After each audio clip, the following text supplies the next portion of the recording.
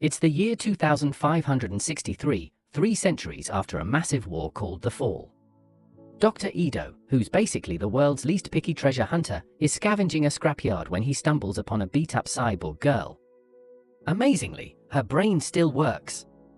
So, naturally, he takes her home like it's a casual Saturday and, with the help of his nurse assistant, gives her a new body. The next morning, the girl wakes up, checks herself out in the mirror, and is like, "Wow, who's that?" She throws on some clothes and heads downstairs, where Ido's busy with his day job, fixing up other cyborg patients. He's super glad she's awake and offers her breakfast, but when she struggles with a piece of fruit like it's an alien artifact, it becomes clear she's got zero memory of her past. Later, the girl goes outside to explore Iron City. It's not exactly the Ritz, and above them floats the city of Zalem, where the elite live. Nobody's allowed up there though, so it's basically a giant "look but don't touch" sign in the sky. Ido names the girl Alita and invites her to stay with him, which is nice because it's not like she has anywhere else to go. While Ido runs errands, Alita tags along, soaking in the sights, like a Motorball game on a big screen and a cute street dog she befriends. She also stumbles upon a wanted sign for a criminal who's killed 6 women. Fun fact, just as she's checking it out, a giant robot strolls down the street. Alita's instincts kick in, and she's ready to throw down, but Hugo, a smooth-talking young guy, shoves her out of harm's way. Alita, though, can't let her new dog buddy get crushed, so she dives back in to save him. Hugo's impressed but gives her the lowdown: "You don't mess with Centurions, the robot cops of the city." The two hit it off, but before things get too cozy, Ido shows up, cuts the conversation short, and takes Alita home. That night, as a woman gets attacked by the killer, Alita wakes up and spots Ido sneaking back in, looking pretty shady with a giant suitcase and a bloodstained hand. Suspicious? Just a bit. The next day, Alita helps Ido treat a patient who had his cyborg limb stolen by black market thugs. She also hears about another murder. Her detective instincts start tingling, and Ido's wrist wound isn't helping his case. After work, Alita runs into a mysterious woman named Kyren, who grabs her hand and gives off major creepy vibes. Turns out, Kyren is Ido's ex-wife, and she's not thrilled about Ido using their dead daughter's cyborg body to fix up Alita. Kyren wants Ido to help her build a Motorball champion to buy her way into Zalem, but Ido's like, "Nope, not building monsters for you." Meanwhile, Hugo teaches Alita how to play Motorball. She's not a natural at first, but after a few falls and some serious determination, she gets the hang of it. Later, they grab chocolate, and Alita's mind is blown. She's officially found her new favorite food. As the days go by, Alita continues to split her time between helping Ido and hanging out with Hugo. He shows her a tall building with a perfect view of Zalem and admits he dreams of getting up there someday. He also drops a little bombshell: if Ido found her in the scrapyard, it means she originally came from Zalem. Mind blown. One night, Alita decides to follow Ido after he sneaks out again. She catches him stalking a woman named Nisiana and, in full superhero mode, thinks she's about to stop a murder. But plot twist! Ido is actually a hunter-warrior who goes after bad guys for bounties. Unfortunately, this was all a trap set by Gruishka, a major cyborg villain. Ido gets into a fight, but things go south fast when Nisiana and her cyborg buddy Romo team up against him. Just when things look grim, Alita jumps in and starts kicking serious butt.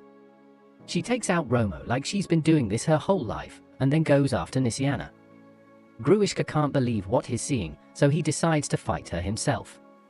During the battle, Alita pulls off a special kick that triggers a flashback, and suddenly she remembers fighting in an epic moon battle. In this flashback, a woman named Gelda calls her 99, revealing just a bit more about her mysterious past. Back in the present, Alita uses that kick, the kick, to slice off Gruishka's arm.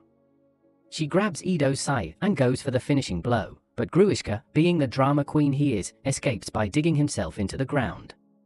Afterward, Ido swings by the Hunter Warriors HQ to cash in on Nisiana's bounty. It's not for a vacation, he needs the money to keep his clinic running and help people. Alita's curiosity about her past is through the roof. She shares her memory with Ido and demands some answers.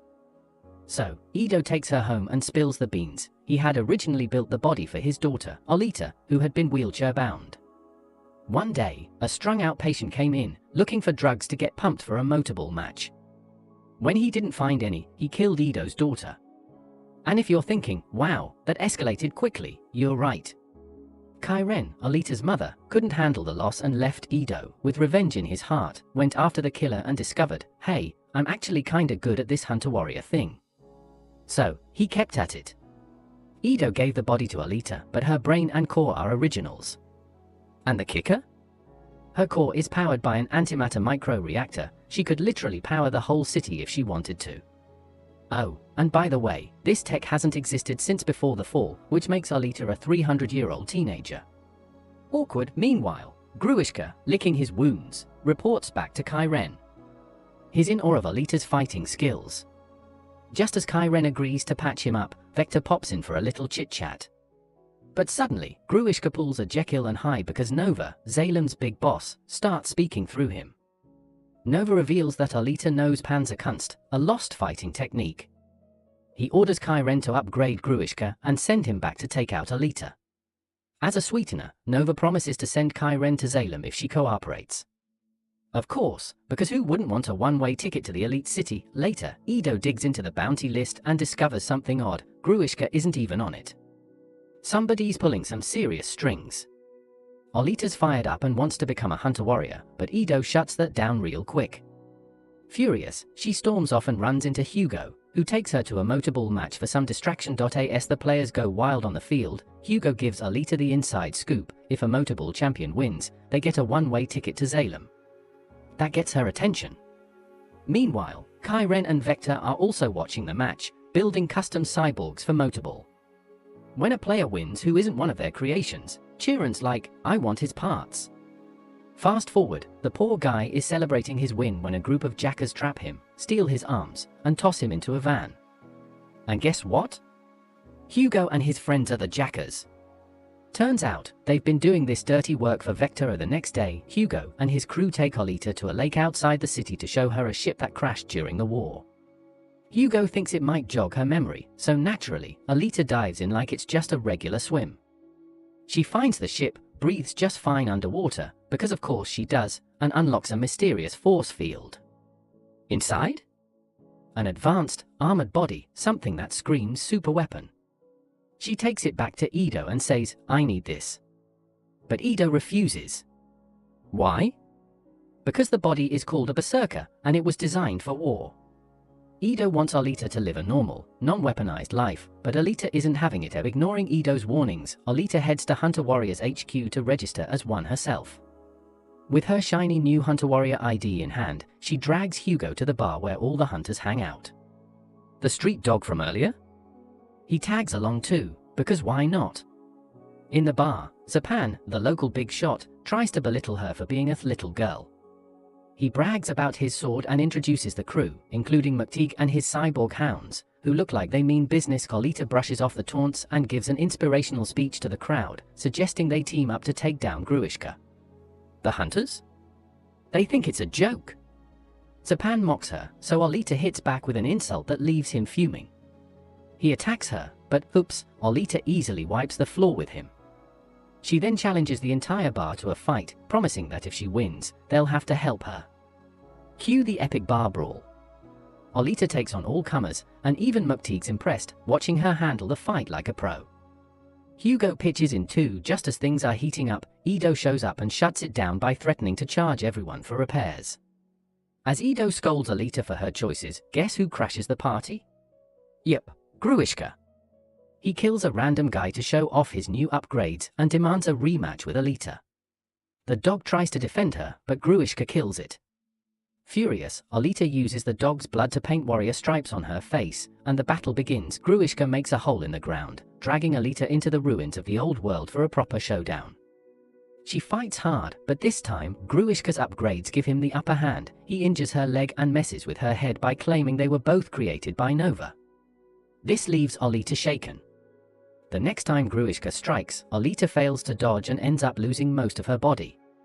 But in that moment of desperation, she remembers her past training. Gelda, her mentor, taught her how to fight. Gelda's pep talk kicks in just in time. Encouraged, Alita uses her one remaining arm, does a bouncy move, and lands a punch right through Gruishka's eye socket. Ouch! Just as she hits the ground, Ido and Hugo swoop in like her personal rescue squad. Even Muktig joins the party, sending his cyborg hounds after Gruishka, who, realizing things have gone south, runs off to sulk underground. Ido rushes Alita home and gives her the berserker body. The body wastes no time, it immediately adjusts to Alita, like it was made for her. The next morning, she's feeling amazing, stronger than ever. Bonus, her fingers can shoot plasma. Later, she meets up with Hugo and casually mentions how her new nanotech makes her touch sensors super sensitive. Hugo gently touches her arms and face, and for the first time, Alita feels real human contact. They share a sweet kiss, and things are looking up. Meanwhile, Gruishka's throwing a full-on tantrum after his latest loss. Nova, of course, hijacks Vector's body to give him a good scolding. Gruishka isn't cutting it anymore, so Vector decides to handle things himself. His plan? Get Hugo drunk and squeeze some info out of him. The next day, Alita finds Hugo nursing a hangover in his apartment. They talk about his dream of reaching Zalem, and Alita, ever the loyal one, offers to help by earning bounties for him. She even goes full dramatic mode and pulls her heart out, offering it to Hugo.